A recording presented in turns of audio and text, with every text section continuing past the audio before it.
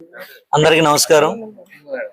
చాలా దురదృష్టకరం ఈరోజు మరి రాష్ట్ర వ్యాప్తంగా దగ్గర దగ్గర ఒక 50,000 నుంచి 1,00,000 మంది ఏదైతే జీవనోపాధి ఉందో డాక్యుమెంట్ రైటర్స్ అనగా లేఖర్లు ఈ రాష్ట్రంలో 298 సబ్ రిజిస్టర్ కానీ రిజిస్టర్ కార్యాలయాలు ఉన్నాయి. ఒక్కొక్క రిజిస్టర్ కార్యాలయం నుంచి కూడా ఒక 30 మందో 40 మందో 50 మందో విజయవాడ వైజాగ్ అలాంటి చోట 100-200 మంది లేఖర్లు కూడా ఉంటారు. ఒక్కొక్క లేఖర్ దగ్గర ఒక 4-5 కొన్ని చోట్ల 10 మంది కూడా జీవనం సాగించే పరిస్థితి. ఉదాహరణ మన పెడనే తీసుకుంటే కనుక దాదాపు ఇక్కడ ఒక 40 నుంచి 50 మంది లేఖర్లు, వాళ్ళ దగ్గర ఒక 100-150 మంది అంటే కంప్యూటర్ ఆపరేటర్లు కానీ అసిస్టెంట్ హెల్పర్స్ గా ఉండేటువంటి లేఖర్లు కానీ ఇలాగ చాలా మంది ఉంటారు.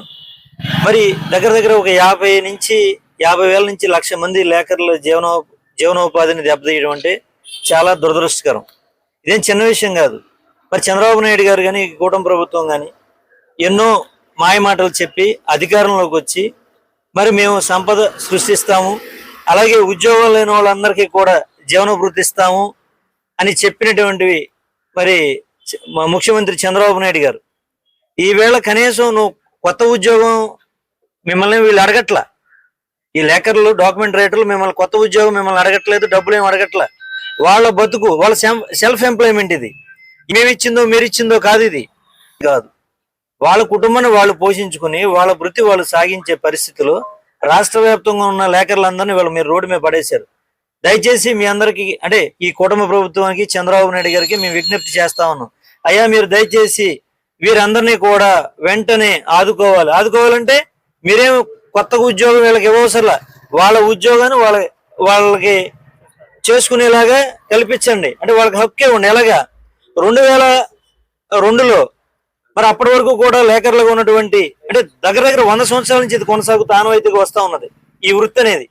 2002 నుంచి అప్పుడు కూడా మీరే ముఖ్యమంత్రిగా ఉన్నారు. 2002లో కూడా అప్పుడు ఆగిపోయింది, రెన్యువల్ చేయకుండా లైసెన్సులు రెన్యువల్ చేయలేదు. ఇది లేఖర్లకి డాక్యుమెంట్ రైటర్లకి 2002 నుంచి అఫీషియల్ లైసెన్స్ రెన్యువల్ చేయట్లా.